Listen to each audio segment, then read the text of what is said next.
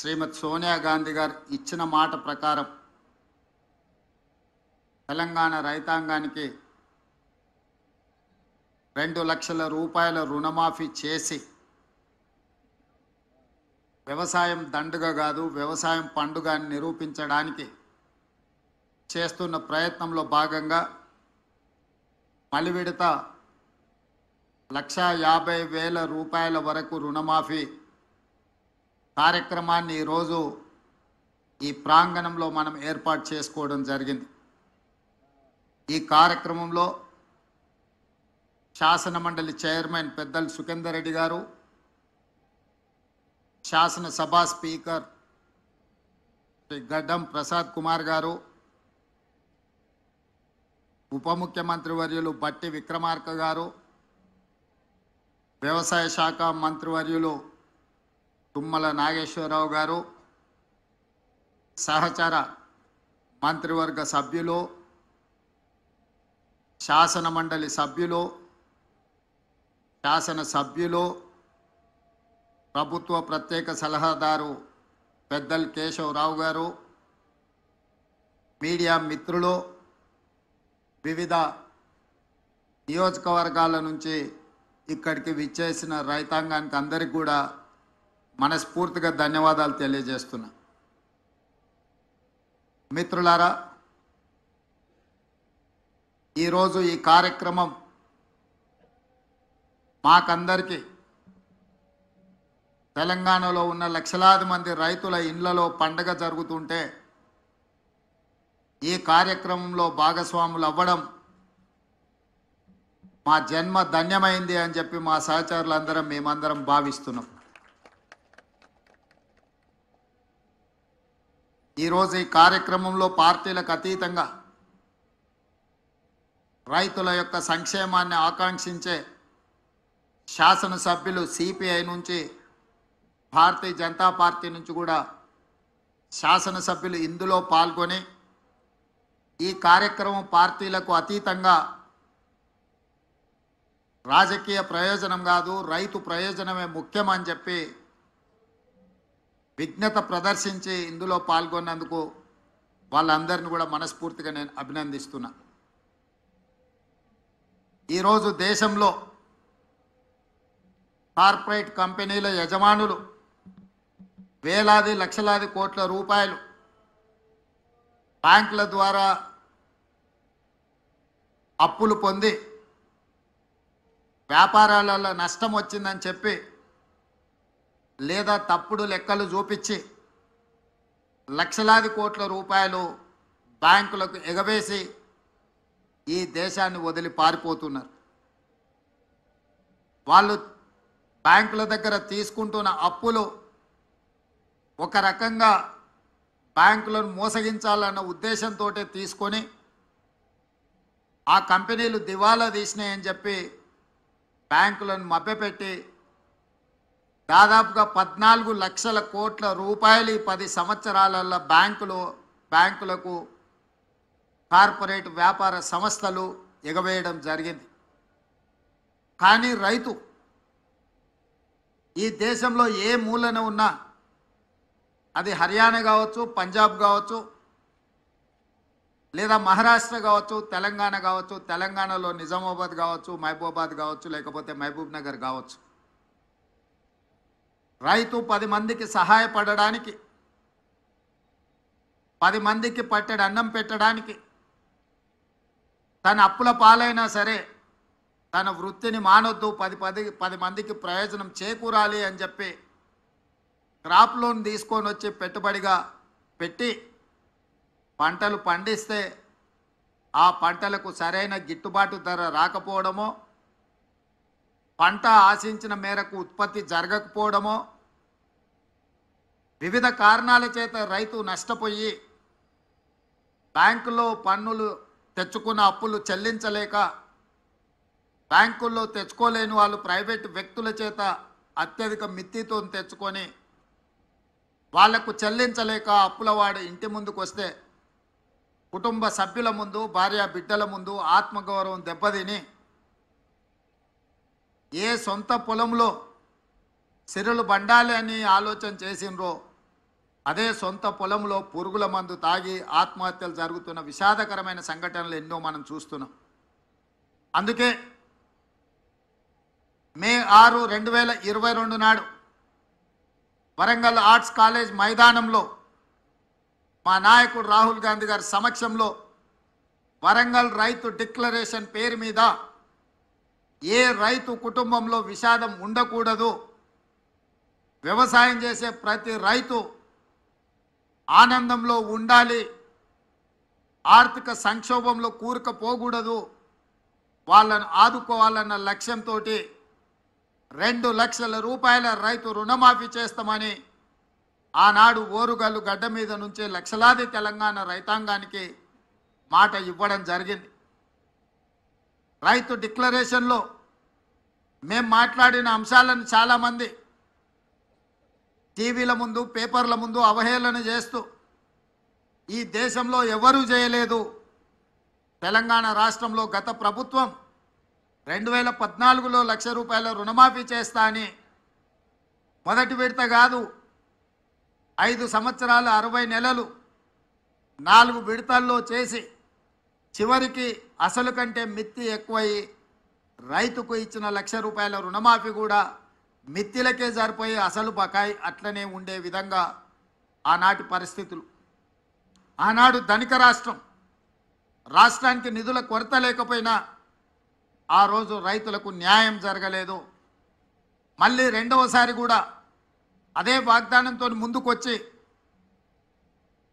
రుణమాఫీ చేస్తాం 1 లక్ష రూపాయలు అని చెప్పి అంచనాలు 19,000 కోట్లకేసి చివరికి 12,000 కోట్ల రూపాయలే రెండవసారి కూడా 4 విడతలలో చెల్లించి 7,000 కోట్ల రూపాయలు మొండి బకాయిలుగా రైతుల నెత్తి మీద అట్లనే వదిలేసి గత ప్రభుత్వము బాధ్యత నుంచి తప్పించుకున్నది.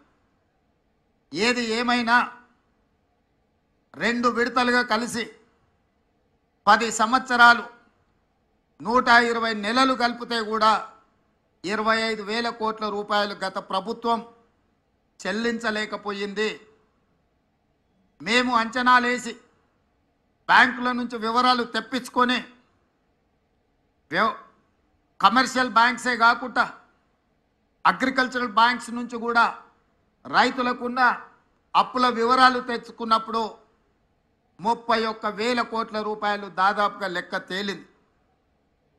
మంత్రివర్గ సమావేశంలో 31,000 కోట్ల రూపాయల రుణమాఫీ చేసి తీర్థమన్నప్పుడు అప్పుల్లో కూరుకుపోయిన తెలంగాణ రాష్ట్రం, ఆర్థిక సంక్షోభాన్ని ఎదుర్కొంటున్న తెలంగాణ రాష్ట్రం ఏ విధంగా ఈ రైతులకు రుణమాఫీ చేస్తారని చెప్పి చాలామంది మాట్లాడడం జరిగింది.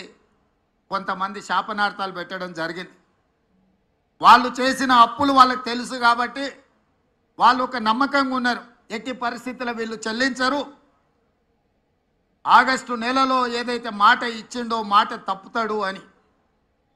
నేను మా ఆర్థిక మంత్రి గారు మా అధికారులతో కూలంకషంగా చర్చించి ఇటు వ్యవసాయ శాఖ అధికారులు అటు ఆర్థిక శాఖ అధికారులను అందరినీ కూర్చోబెట్టి ఎట్టి పరిస్థితుల్లో రుణమాఫీ జరిగి తీరవలసిందే, దీంట్లో ముందుకు వెళ్ళవలసిందే, ఈ సంక్షోభాన్ని సమస్యను పరిష్కరించాల్సిందే అని చెప్పి ఖచ్చితంగా కూర్చొని ప్రణాళికలు రచించి అన్ని రకాలుగా నిధుల సమీకరణ చేసి ఈనాడు 2వ విడత 6,198 కోట్లు దాదాపుగా 6,40,000 మంది పైచిలకు రైతు కుటుంబాలకు ఈరోజు చెల్లిస్తున్నాము.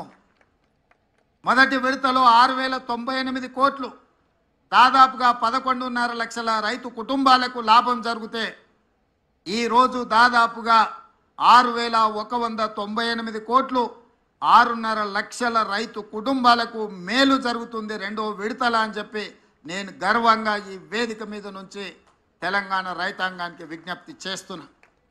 ఇది మా చిత్తశుద్ధి, ఇది మా పరిపాలన దక్షత.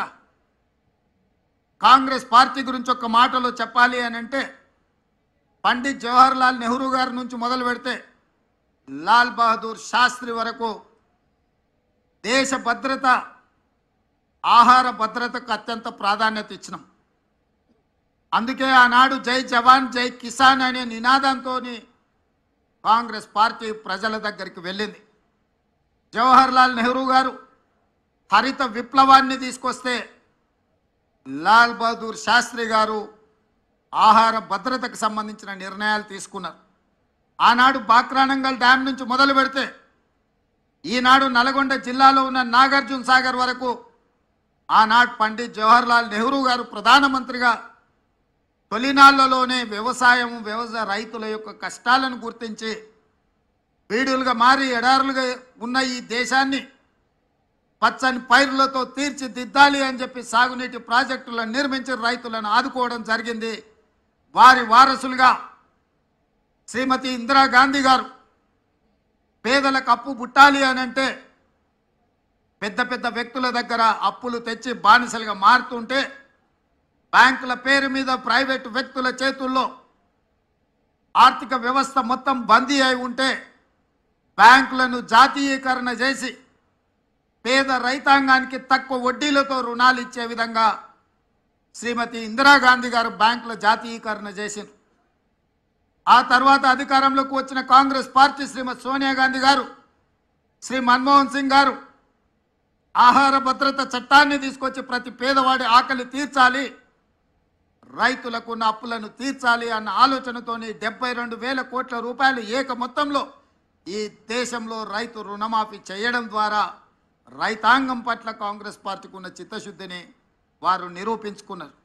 ఈరోజు ఈ వేదిక మీద నుంచి నేను గర్వంగా చెప్తున్నా, ఈ దేశ ప్రజలకు ఆహార భద్రత చట్టాన్ని తెచ్చింది కాంగ్రెస్ పార్టీ, విత్తన సబ్సిడీ ఇచ్చింది కాంగ్రెస్ పార్టీ, ఎరువుల సబ్సిడీ ఇచ్చింది కాంగ్రెస్ పార్టీ, వ్యవసాయ పనిముట్లకు సబ్సిడీ ఇచ్చింది కాంగ్రెస్ పార్టీ, ఉచిత కరెంట్ ఇచ్చింది కాంగ్రెస్ పార్టీ, రైతు రుణమాఫీ చేసింది కాంగ్రెస్ పార్టీ, రైతు బీమా పంటల బీమా తీసుకొచ్చింది కాంగ్రెస్ పార్టీ, రైతులు పండించిన పంటకు కనీస మద్దతు ద్వారా చట్టబద్ధత చేసి ఇవాళ రైతులను దళారులు మోసగించకుండా పండించిన పంటకు గిట్టుబాటు ధర ఇచ్చే చట్టాలను తీసుకొచ్చింది కాంగ్రెస్ పార్టీ.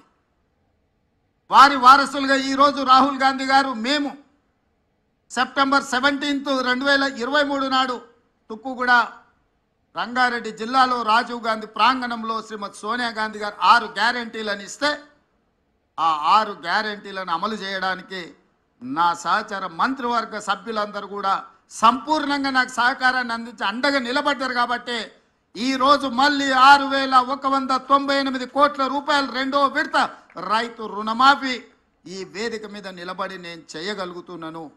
ఇది మా చిత్తశుద్ధి. మా చిత్తశుద్ధిని ఎవరు శంకించలేరు, మా ప్రణాళికల్ని ఎవరు ప్రశ్నించలేరు. అందుకే ఈరోజు ఇంత మంచి కార్యక్రమాన్ని ఆలస్యం చేయొద్దు. 2 వారాలు కూడా పూర్తి కాలే. జూలై 18, 2024 నాడు మొదటి విడత 1,00,000 రూపాయల వరకు ఉన్న వాళ్ళకి అందరికీ మొదటి విడతలో వాళ్లకు అప్పులు చెల్లించి ఇప్పుడు 0 నుంచి 1,50,000 వరకు ఉన్న రైతులందరికీ ఇవాళ ఈ గంటలో మనం వాళ్ళ రుణాలను మాఫీ చేస్తున్నాం. నెల తిరగక ముందే 0 నుంచి 1,50,000 వరకు ఉన్న దాదాపుగా 18 లక్షల మంది రైతుల రుణాలను మాఫీ చేసి మా చిత్తశుద్ధిని నిరూపించుకున్నాం. ఇక 0 నుంచి 2 లక్షల వరకు ఉన్న రైతు రుణమాఫీని ఆగస్టు నెలలో చేసి ఆగస్టు నెల రైతులకు దేశానికి ఎట్లయితే స్వతంత్రం వచ్చిందో, పరాయి పీడనలో విముక్తి కలిగిందో, బ్యాంకుల నుంచి అప్పు రుణ విముక్తులను చేసి స్వేచ్ఛ జీవులను రైతులను చెయ్యాలనేదే మా ఆలోచన. జూలై నెల, ఆగస్టు నెల చరిత్రలో లిఖించదగిన నెలలు.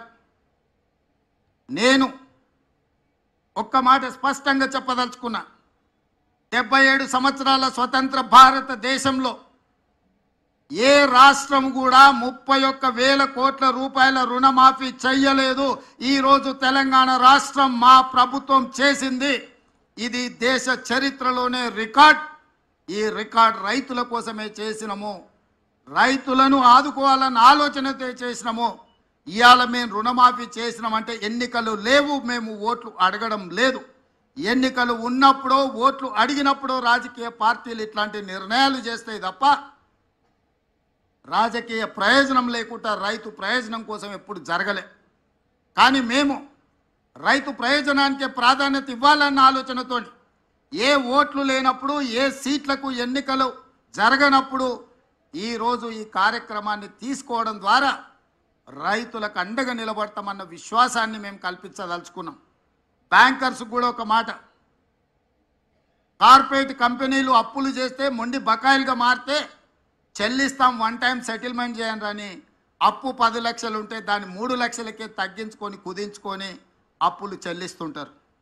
కానీ ఇవాళ రైతుల ఆత్మగౌరవం దెబ్బ తినకూడదు అని చెప్పి మా బట్టి విక్రమార్క గారు మేము ఆలోచన చేసి మేము వన్ టైం సెటిల్మెంట్ అడగలే, ఫుల్ టైం సెటిల్మెంట్ చేసినాం. మీకున్న మొత్తం ఒక్క పైసా తగ్గకుండా మీ ఖాతాలు వేసినాం. ఇవాళ 7 లక్షల కోట్ల రూపాయలు రాష్ట్ర ప్రభుత్వం మీద అప్పుల భారం మోపిన పోయిన ప్రభుత్వం. వారు చేసిన అప్పులకి ఈడున్న పాత్రికేయ మిత్రులకు, నా సహచర శాసనసభ్యులకు తెలవాలి.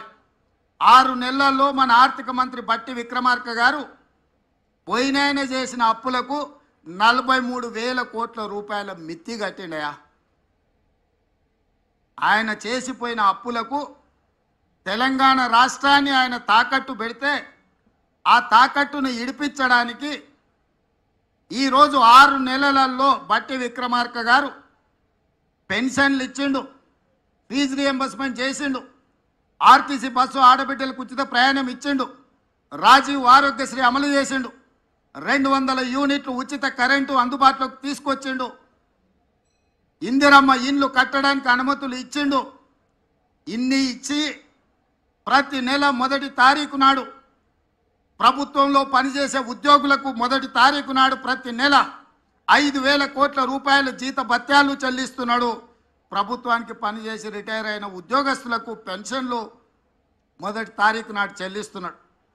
అంగన్వాడీ నుంచి ఆశా వర్కర్ల వరకు ఈ ప్రభుత్వం మీద విశ్వాసం కలిగేటట్టు ప్రతి నెల 1వ వారంలోనే వాళ్ళ జీత భత్యాలు చెల్లిస్తూ ఇన్ని కార్యక్రమాలను ఆగకుండా చూసుకుంటూ ప్రతి సమస్యను పరిష్కరించుకుంటూ ఒక్కొక్కటిగా అధిగమించుకుంటూ పోయినాయన చేసిన అప్పు 6 నెలల్లో 43,000 కోట్ల రూపాయలు చెల్లించి ఈనాడు రైతుల కోసం దాదాపుగా 12,500 కోట్ల రూపాయలు సరిగ్గా 12 రోజుల్లోనే చెల్లించి మా నిబద్ధతను నిరూపించండు. మా ఆర్థిక మంత్రి గారిని, వారికి సహకరిస్తున్న వారి సిబ్బందిని మనస్ఫూర్తిగా నేను అభినందిస్తున్నా. వారందరూ సహకరించడం వల్లనే ఇంత గొప్ప కార్యక్రమం చేసే అవకాశం నాకు దక్కింది. అందుకే మిత్రులారా, ఇది ఒక గొప్ప కార్యక్రమం, జీవితకాలం మనకు గుర్తుండిపోయే ఒక తీపి జ్ఞాపకం, రైతాంగం ఆత్మగౌరవంతో తలెత్తుకునే కార్యక్రమం ఇది. అందుకే ఈ కార్యక్రమంలో పాల్గొన్న మీ అందరికీ, ఇక్కడికి వచ్చి ఇంత మంచి కార్యక్రమంలో పాల్గొని మమ్మల్ని ఆశీర్వదించినందుకు, అండగా నిలబడ్డందుకు మీకందరికీ మనస్ఫూర్తిగా కృతజ్ఞతలు తెలియజేస్తూ సెలవు తీసుకుంటున్న మిత్రులారా.